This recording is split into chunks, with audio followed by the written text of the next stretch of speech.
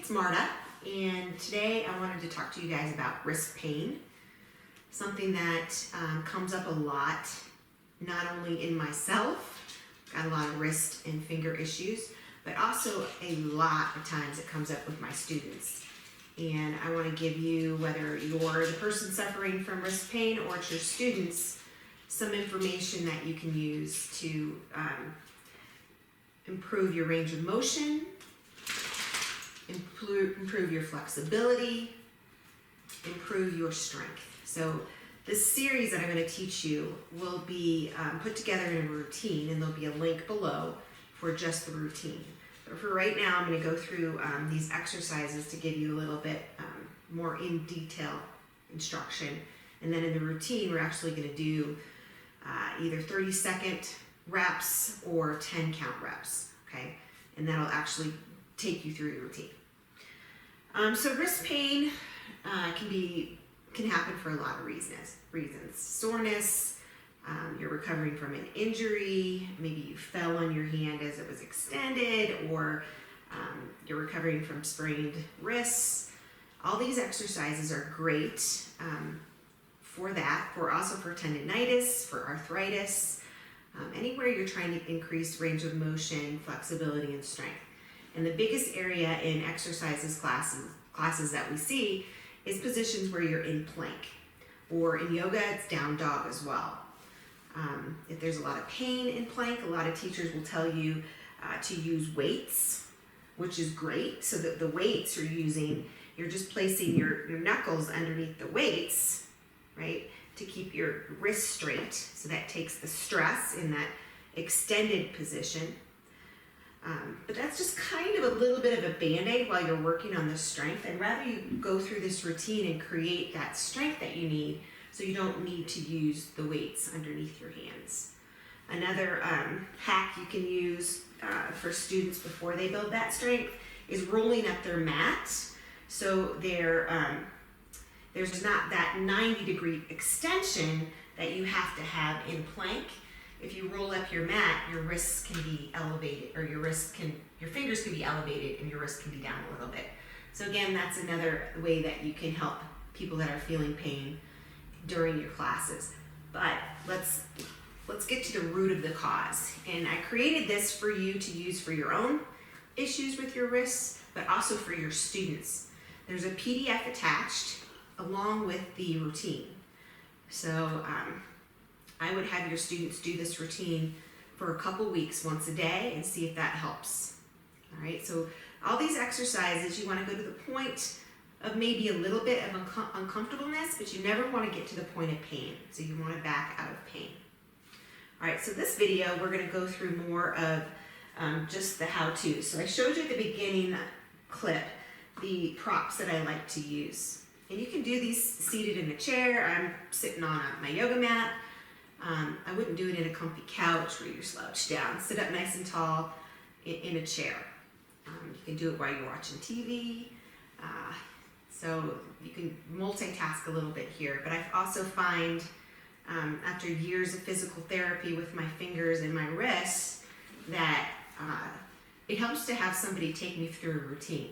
So my physical therapist used to give me all these exercises and with these rubber bands, and someday I'll have to show you all the contraptions that I use to get my strength back in my hands after an injury to my hand and to my fingers. But it's easier to go through if you have somebody guiding you. So anyway, so let's get right to the exercises. So the first set, there's 7 exercises that we're going to do. There's actually 8. There's 2 in the 7th exercise. But there's 7 exercises for flexibility and range of motion. So we're going to start with, you're going to extend your hands nice and wide. So you're stretching your fingers and you're stretching your hands, and then tap each fingertip. See how I'm opening after every time I tap. So it's thumb, right, index finger, all the way around. It takes a little coordination if you're doing them both at the same time and talking.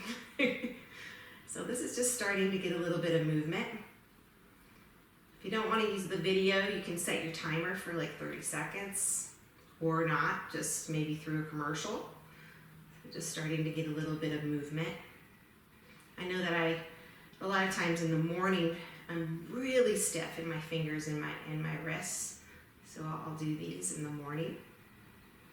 All right, so that's number 1. So it's called thumb tap to your open hand. Thumb tap to the fingers to the open hand. All right, the second exercise, we're going to use just little rubber bands, just normal house rubber bands. You're going to put them around your fingers and your thumb, just like that. And we're just going to, you don't want to open them so they slide down too much. So you're just going to open and close, open and close. So that's the second one.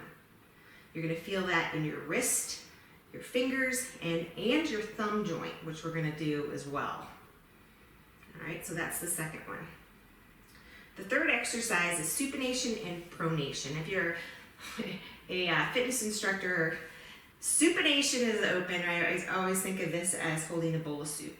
So supination to pronation. We're just going to open in supination and rotate back and forth. I do about 10 or 30 seconds of that exercise. All right. Number 4 is flexion to extension.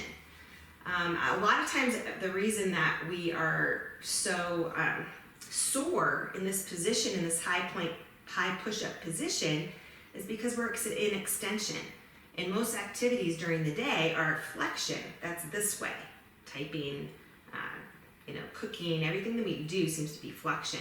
So when we get to that extension, we get a lot of wrist pain, right? We're not in flexibility issues, range of motion issues, because we're not in that position as much as we are in flexion. All right, so for flexion, or for extension to flexion, you're going to start in the extended position. All right, so we're starting here. Then start to curl your fingers like you're going to make a fist and roll down into flexion. Okay. Open it up into extension. Start to bend the fingers, and you're not squeezing really tight. You're just creating a fist. Extension, curl the fingers, and roll. So maybe 10 to 30 seconds of this exercise. All right, number 5 is bringing your hands to your heart. So you're starting in prayer position, trying to press your fingers and hands together. You're going to bring the arms up and then down as you press into the fingers. All right, try to keep the shoulders down away from your ears here. Bring it up and then pressing into the fingers. All right, so that's number 5, and I do about 10 of those. The sixth one you can do either way. You're going to make a really loose fist, and you can simply roll. If you have a ball, I only have one, so I'm not going to use it, but you could use the ball, or 2 balls, maybe even a tennis ball, but I wouldn't get any bigger. Actually, this size ball is really good to do that, so I need to get another one of those. But you can do it without. So go in one direction for 30 seconds, and go in the other direction for 30 seconds. All right, number 7, we're going to get into the thumb joint a little bit. So elbows to your sides, thumbs up. All right, so it looks like this. My thumb's straight up to the sky. And then just bringing the thumb, actually this first one you're going to bring the thumb up, and then you're going to touch just on the pinky, the end of your pinky here, right here. So the fingers stay static. It's just the thumb, it's reaching over. And don't worry if you can't quite get there. It's the whole idea of this exercise. And so 10 times 30 seconds of this exercise. The next one is also the thumb joint. And all we're going to do is open it up as much as we can and then bring the thumb to rest on the index finger. So it's just like this. All right, again, 10 to 30 seconds of that. All right. The next one is really interesting to me. I just started adding this one to my routine. We're going to create a little traction in our wrist. And then, so there's 2 exercises here. So you're going to hold your hand to your side, and bring your, so you have to do both sides of the sides. So my left hand is down, my right hand is gonna grab just below the wrist bone. All right, so I've got a nice grip on it. Bring the elbow into your side and traction your hand, so pull it out and then release. Pull it out and release. So we do that about 10 times. And what that's doing is loosening up the joint, creating more synovial fluid into the wrist joint. All right, so the second one is the same exercise as far as pulling, right? You don't want to pull too hard. And then you're just going to move your wrist from side to side. So this hand doesn't move. I'm still holding in traction and just moving my wrist to distribute the synovial fluids. And obviously, you're going to do that on both sides. It's a hand just below that wrist bone. Okay. All right, so that's 8. The next exercises are more strength and range of motion. So for these, we're going to use, this first one, we're going to use a weight. So I'm using a 3-pound weight. And there's one exercise I like to use a little bit heavier weight. So I'll show you that in a moment. So the first one, you're going to rest your, I'm not in the greatest position here. You could be seated, but you just want to have support for your elbow, okay? So for this one, we're going to bring the palm down. And just like we did, kind of that wrist extension and flexion, but we're using the weight. So you're going to bring it up, right, and bring it down. Bring it up and bring it down. This is good over a table too. Up and down. On this one, if you have support, I don't really like it without the support. So maybe we're going to do one. We'll do the left side, and then we'll do the right side, just so we have a little bit more control of the movement. Okay. All right. The second one is radial deviation. So we're going to set up the same. For this one, the numbers face up. You're going to bring your thumb to the top of your weight, and we're going to just do this movement. Drop the wrist down, pull it up. And again, if you find a point where there's pain, you got to back out of it a little bit. Doesn't mean you can't do it. You just don't have to be so forceful with it. All right? And then we'll do the right side. The next one and the last one, actually the second to last one, is wrist flexion, and then we're going to roll it down. So this is the one that I like a little bit heavier. This is a 5-pound weight. All right, so I'm going to have my palm up this time, and then kind of roll the weight down to my fingers. Keep your foot out of the way, and then come back up. Extend to the fingers.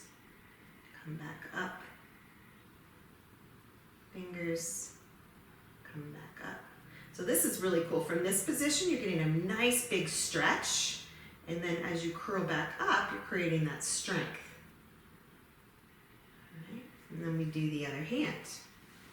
The last one you can do both together. I have this pool noodle that I cut into 2 pieces here. I think the other piece of noodle is it's in the garage, keeping my car from hitting the sidewall. To be honest, that's where it is. I always hit the side of the wall. So from here, we're just going to squeeze the pool noodle. So squeeze, hold for 3, 2, 1, release, 2, 1. So this one, you can do anytime. You could definitely do this one just hanging out on the couch. But the pool noodle just gives enough to really be able to squeeze. I would do about 20 of those. So those are, how many exercises? 10. 10 exercises, a couple of them have a couple variations. Those are 10 exercises. If you do those every single day, your wrists will not hurt when you're in plank, and you'll be able to it's just incredible what you can do when you don't have pain in your wrist joints. There's a lot more. You can do push-ups, for heaven's sakes. Down dog doesn't feel painful. So see what happens if you do this routine for the next 2 weeks, and then let me know how your wrists are feeling. Thanks so much.